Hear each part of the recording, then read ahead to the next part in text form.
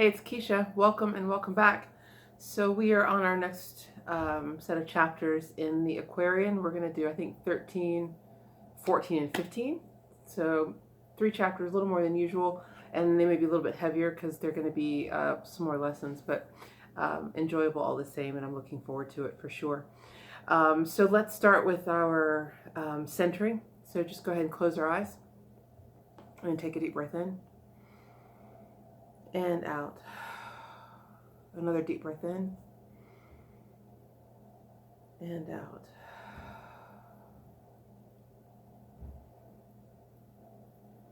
Deep breath in, expanding the diaphragm, feeling it all the way down into your toes. And out.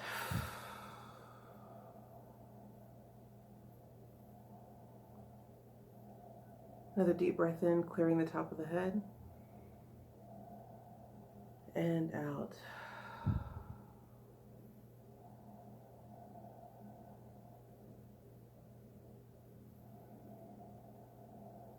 And just start to resume normal breathing.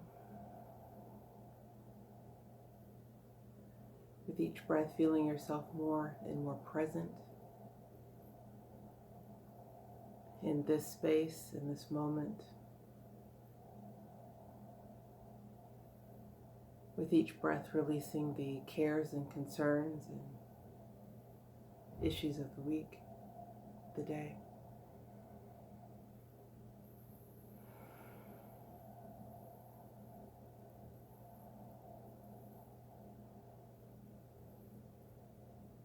Feeling yourself filled with love and light.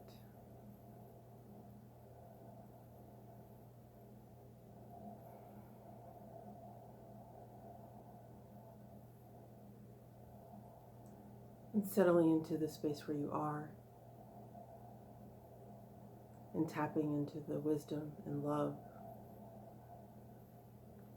that has been our space to read the Aquarian.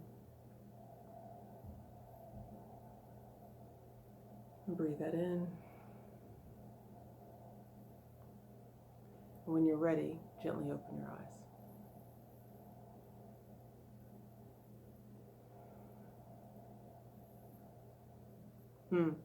Wasn't sure that I would be ready. I could have kept my eyes closed for a little bit longer.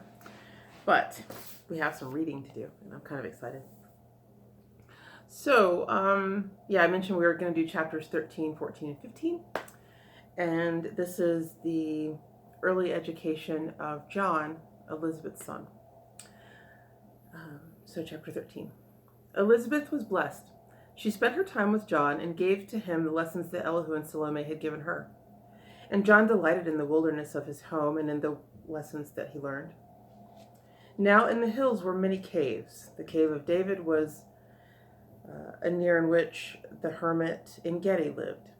This hermit was Matheno, priest of Egypt, master from the temple of Saqqara.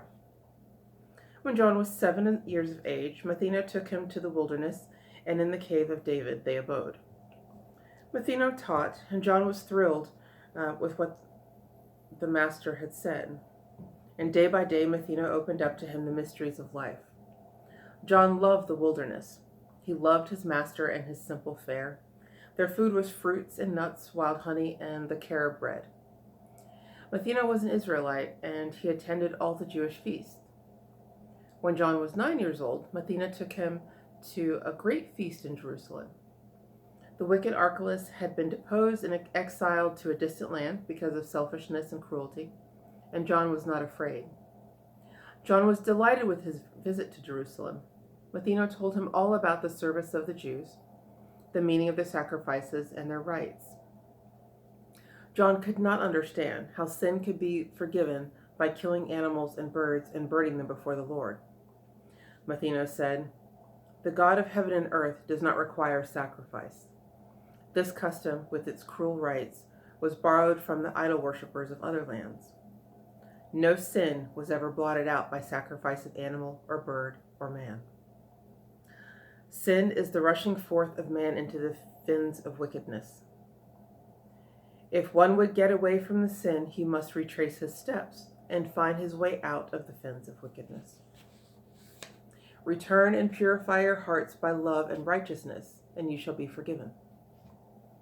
This is the burden of the messenger. This is the burden of the message that the harbinger shall bring to men. What is forgiveness? John inquired. What is forgiveness? John inquired. Matheno said, it is the paying up of debts. A man who wrongs another man can never be forgiven until he rights the wrong. The Vedas say that none can right the wrong but him who has done the wrong. John said, if this be true, where is the power to forgive except the power that rests in man himself? Can man forgive himself? Matheno said, the door is wide ajar. You see the way of man's return to right and the forgiveness of his sins. Chapter 14. Matheno and his pupil, John, were talking of the sacred books of olden times and of the golden precepts they contained, and John exclaimed, these golden precepts are sublime. What need we have of other sacred books? Matheno said, the spirits of the Holy One cause everything to come and go in proper time. The sun has its own time to set, the moon to rise, to wax, and to wane, the stars to come and go, and the rain to fall, the winds to blow. The seed times and the harvest times to come, man to be born and man to die. These mighty spirits cause the nations to be born. They rock them in their cradles, nurture them to the greatest power, and when their tasks are done, they wrap them in their winding sheets and lay them in their tombs. Events are many in a nation's life and in the life of man that are not pleasant for a time, but in the end the truth appears. Whatever comes is for the best.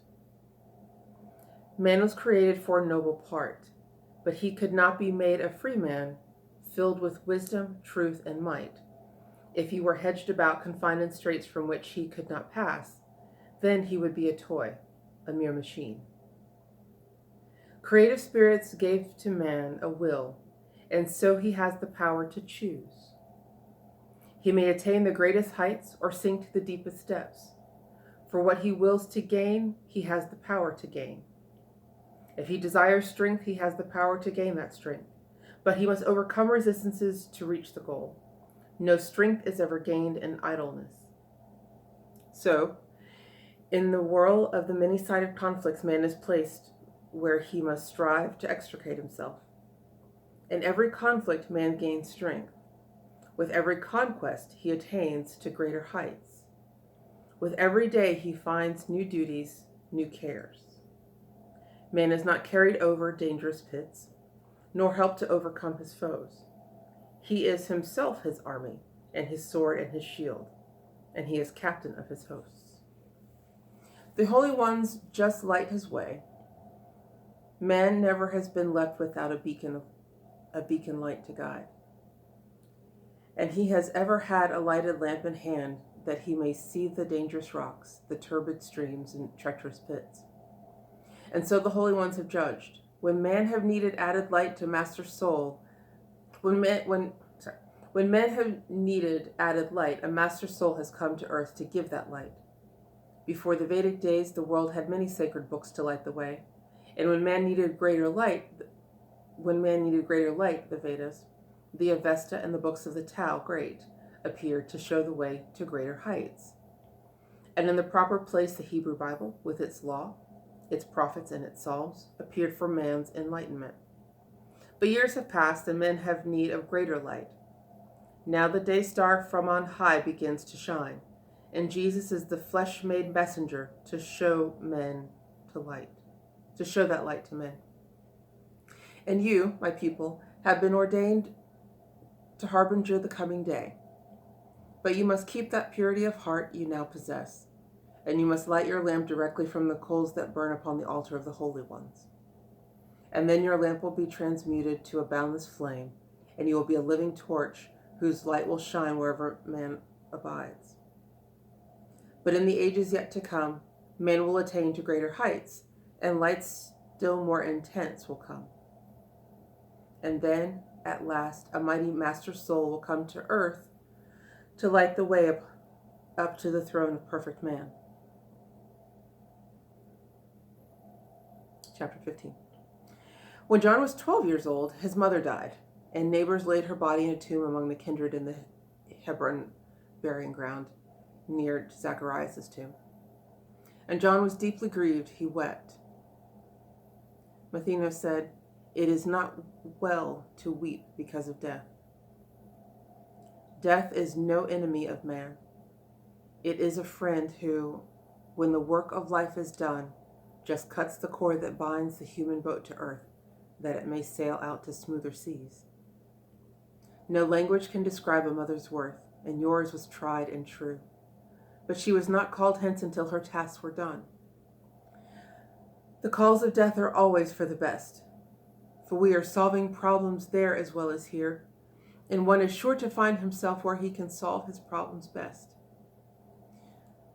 It is but selfishness that makes one wish to call again to earth departed souls.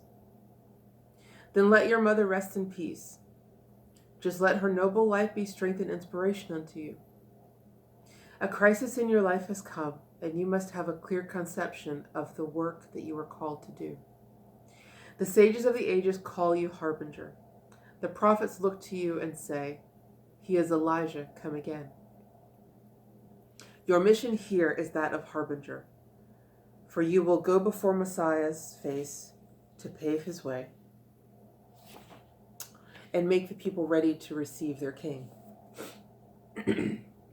This readiness is purity of heart. None but the pure in heart can recognize the king. To teach men to be pure in heart, you must yourself be pure in heart, in word and deed. In infancy, the vow for you was made, and you became a Nazarite. The razor shall not touch your face nor head, and you shall taste not wine nor fiery drinks. Men need a pattern for their lives. They love to follow, not to lead. The man who stands upon the corners of the path and points the way, but does not go, is but a pointer. A block of wood can do the same. The teacher treads the way, and every span of ground he leaves his footprints clearly cut, which all can see and be assured that he, their master, went that way.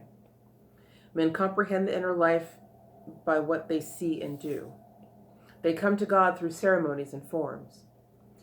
And so, when you would make men know that sins are washed away by purity of life, a rite symbolic may be introduced. In water, wash the bodies of the people that would turn away from sin and strive for purity in life. This rite of cleansing is a preparation rite, and they who thus are cleansed comprise the church of purity. And you shall say, you men of Israel, hear, reform and wash, become the sons of purity, and you shall be forgiven. This rite of cleansing and this church are but symbolic of the cleansing of the soul in purity and life, and of the kingdom of the soul, which does not come to outward show, but is the church within. Now, you may never point the way and tell the multitudes to do what you have never done, but you must go before and show the way. You are to teach that men must wash, so you must lead the way. Your body must be washed, symbolic of the cleansing of the soul. John said, why need I wait? May I not go at once and wash? And Matheno said, 'Tis well. And then they went down to the Jordan ford and east of Jericho, just where the hosts of Israel crossed when first they entered Canaan. They tarried for a time. Matheno taught the harbinger, and he explained to him the inner meaning of the cleansing rite, and how to wash himself and how to wash the multitude. And in the river Jordan, John was washed. Then he returned unto the wilderness. Now in En-Gedi's hills, Matheno's work was done, and he and John went down to Egypt. They rested not until they reached the temple of Saqqara in the valley of the Nile. For many years, Matheno was a master in this temple of brotherhood.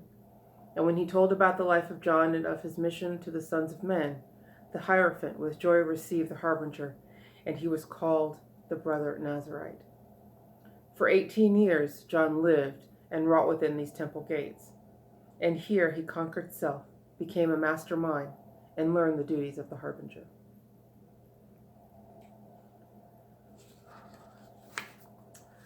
So yeah, that was quite a bit.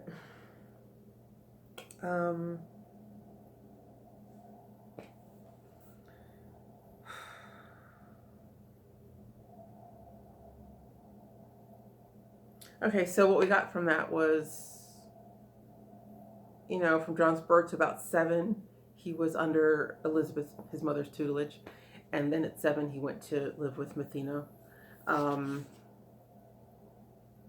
And then I guess, what was it, around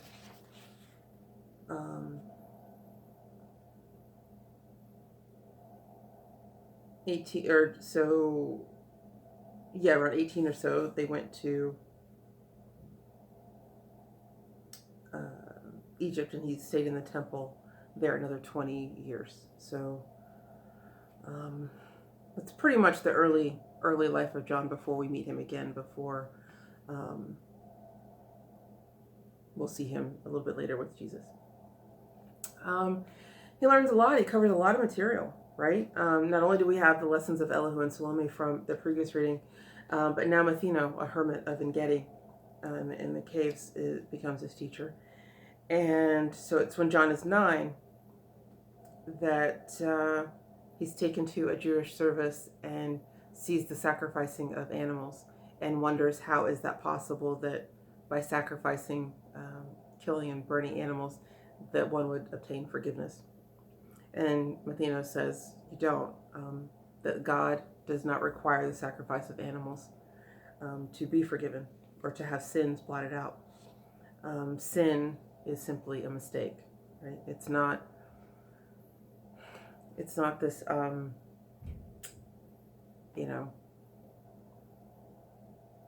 it's simply a mistake. It's an error. And so he says, in order to purify yourself, you purify yourself by love and righteousness, which is to simply not make that mistake again and not to continue on in that particular path. Mathena says that it is the paying up of debts, and that Mathena's teaching, I think, is interesting in that he says that only the man by which who's done wrong to another man can be the one forgiven, or can be the one to forgive.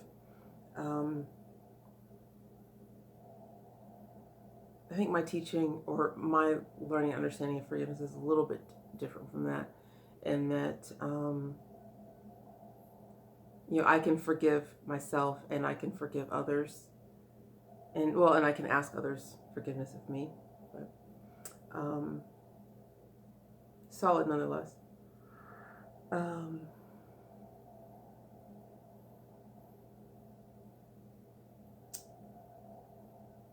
I like that John is so curious, right? He asks if the sacred books of olden times were so pure and they seem to be enough, why do we have further need of more books? And it's because those books light the way for a time, and as we master that information and have taken it in, we need greater light. And so to reach others with that greater light, more books have been revealed and shared with us. And I kind of think about that in terms of my own book collection. Sometimes I look and I see that I have, probably not an exaggeration, 40 to 50 books on manifesting. And if I boil them all down, they all pretty much say the same thing. And so it's like, well, why do I need all of these books? They all say the same thing. But then I remember that each time I picked up the book, when I picked up a new book, it was because I had mastered is an interesting word, but I had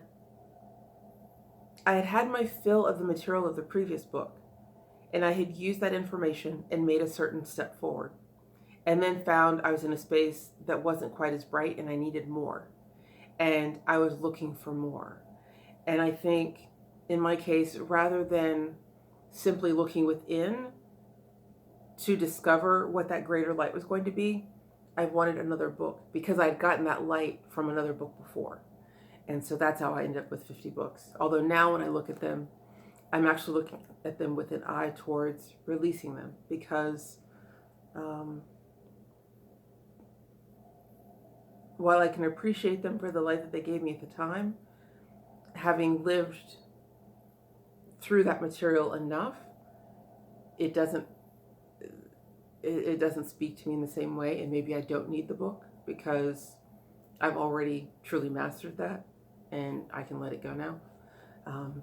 And I've already started that process to some degree, and I go through my collection fairly often, but I think that's just the way that it is, and so he talks about, they had the original sacred texts and the Vedas, and then we got was the Avesta, and then the Tao, and then the Bible, and all the great work since. So yeah, it's just a search for greater light and greater understanding.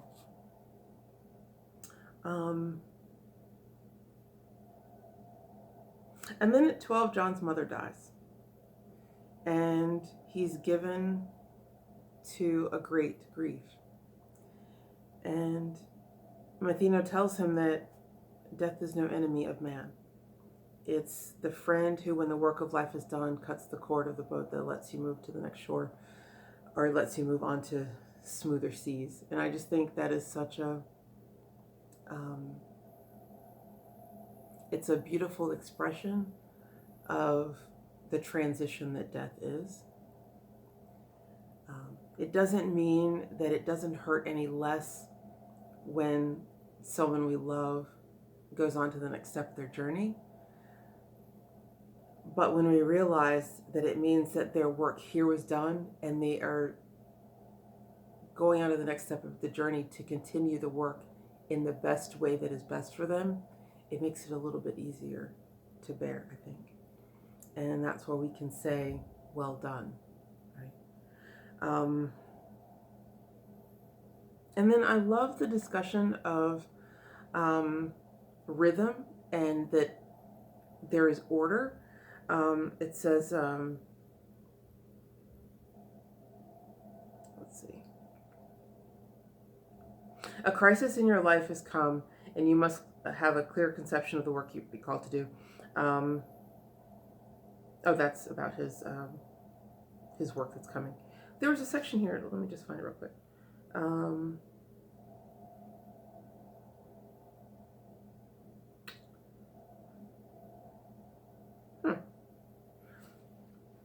don't know. When I was reading it, I thought, I wanted to come back to that, but maybe it was just something for me. Anyway, okay, I'll move on from it. Next. Oh yeah, the thing about, being a teacher, you actually have to live the discipline that you are teaching. Otherwise, you're just a pointer. My original comment next to that was just like, I said, the man who stands upon the corners of the paths and points the way, but does not actually go, not having actually trodden that path, is just a pointer. A block of wood could do the same. And I wrote next to that, well, dang, that's just kind of a harsh way of putting it, but it's the truth. We want our teachers to speak from a place of authenticity, from having lived that discipline, not simply telling you something they don't know anything about. I think that's where, we all have a truth meter inside of us, and we can tell when somebody is just talking and just saying stuff that they maybe repeating something that they've heard from somebody else but haven't actually lived it. There's a difference in the sincerity and the expression of someone who's actually lived something that you're trying to learn, as opposed to somebody who's simply talking about it from, what they heard, tell, or read in a book somewhere. Yeah, I want my teachers to have actually been through the thing. Because even if they can only give insight as to what they experienced, that information is more real and more true than someone who's just guessing.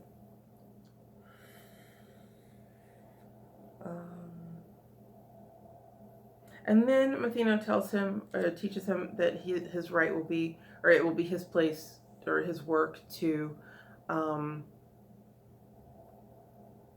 create the rite of baptism as a way to cleanse and purify oneself. And so this is where we get baptism being introduced. And John's like, well, why do I have to wait? Let's just go do this now. Which, there's momentum, I think, in doing something when you've made the decision, as opposed to, I'm going to make the decision, but I'm not actually going to start the thing until a date out into the future. Maybe that's particularly true in this moment because we just had the new year, and oftentimes people make resolutions.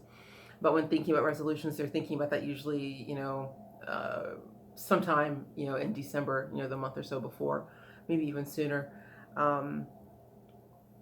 And they make the decision about, okay, starting January 1st, I'm going to do XYZ, or I'm going to stop doing ABC. And then they keep living, we'll call it riotous living, right? And they'll keep living the way they have been for that next month, thinking, okay, this is going to be it. I'm going to do all of this now. And then the first comes, just because we've changed the calendar, somehow that changes the thing. And they want to start, and they'll start for a time because that's the intention, but it lacks a certain power. And so we see the fall off of resolutions, mid-January, February, March, nobody's in the gym, right? So if you're going to make the decision that, if you have the awareness that a practice that you're doing isn't serving you, and you're going to make the decision that you're going to stop it and replace it with something that's better for you, then the power is in the decision at that moment.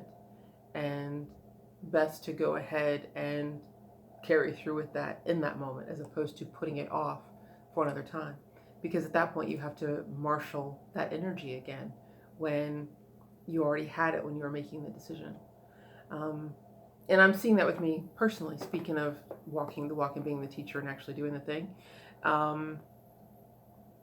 I was thinking about not so much New Year's resolutions, but just how I had a week off in between Christmas and New Year's, and I wanted to make the most of that week and use that as a time to reset, to release the previous year and get myself ready for the next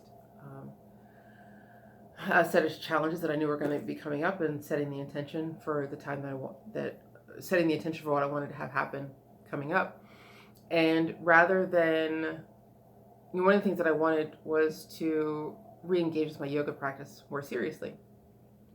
And rather than saying to myself, well, I'm going to wait until January 1st to do that, I started right then. So like a day or two, I guess it was the week of Christmas. So maybe it was like the 23rd or so, 22nd, 23rd. Was when I really decided that's what I wanted to commit to. And I started doing yoga every day, and I've been doing it every day since. And I don't feel like, at this point, it doesn't feel like it's this new thing. It feels like, oh, this is the way that things are, and this is what I do now. Because, the truth is, I had been waiting and putting it off for the last 11 months anyway, right? So it didn't make sense that if I'm going to finally make the decision that I want to add yoga back as part of my standard practice, that I would make the decision to add it, but then continue to put it off for another couple of weeks, just because the date on the calendar hadn't turned. And I think, for me at least, it feels like that's the difference in my approach to it now and the consistency I've been able to build around it. It doesn't feel like something I've had to effort into, because by the time I had made the decision, I was already at the end of feeling that way because yoga wasn't a part of my practice. So yeah, I think there is tremendous power in following through on the decision at the time you make it, as opposed to setting a date where, oh, this is when I'm going to change my life. Because once you made the decision, you've already changed, right? These changes happen internally before they are realized externally. And I think that was all that I saw here that I wanted to share. There's just I don't know, a certain richness. That part about death,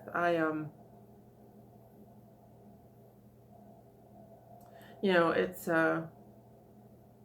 It's just a beautiful thing. I'm just going to reread it because it is such a lesson. Death is no enemy of man.